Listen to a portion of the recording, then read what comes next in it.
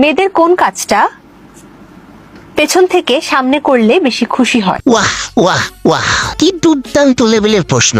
ওরে প্রশ্ন রে। এখন এই মহিলাটার জায়গায় যদি একটা পুরুষ এই প্রশ্নটা করতো বা এই টাইপের কথা কইতো লাইভে আইসা বা কোনো শোতে, সাথে সাথে এই শালের ঘরে শালীরা সব রাস্তাঘাটে নেমে যেত ল্যান্ডা হইয়া আন্দোলন করতো, আমাদেরকে রেপ করা হয়েছে, আমাদেরকে ইফটিজিং করা হয়েছে, আমাদেরকে হ্যারাসমেন্ট করা হয়েছে, আমরা এটা বিচার চাই।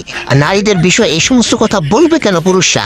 এরকম ভাবে তাকাবে কেন? এরকম কথা বলবে কেন? এরকম মন্তব্য করবে কেন? কিন্তু এখন কোনো কথা নাই, কোনো প্রশ্ন নাই, কেননা এই সমস্ত কথা একজন মহিলা বলছে।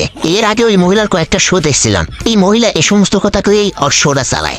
এই শালীর ঘরে শালীর টেলিগাজন একটু বেশি চুলকানি, যার কারণে এই সমস্ত কথা দিয়ে ওর শো চালাইতে হয়। খালি একবার কল্পনা করেন, এই মহিলাটার জায়গায় যদি একটা পুরুষ থাকতো, এতদিনে কি শোটা চলতো?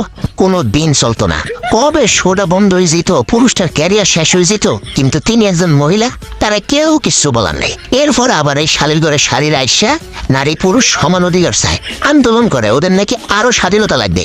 এই হেরাল করে হেরারা, তোকে আর কি স্বাধীনতা লাগবে? আমার একটু বুঝে নি বলো, তোরা তোকে আর কি স্বাধীনতা লাগবে? তোরা তো সবই করতে আসোস, সমস্যার দূষিত করতে আসোস, এরপর তোকে আরো স্বাধীনতা লাগবে যেন পুরো পৃথিবীটা পিছন মারতে পারোস তোরা।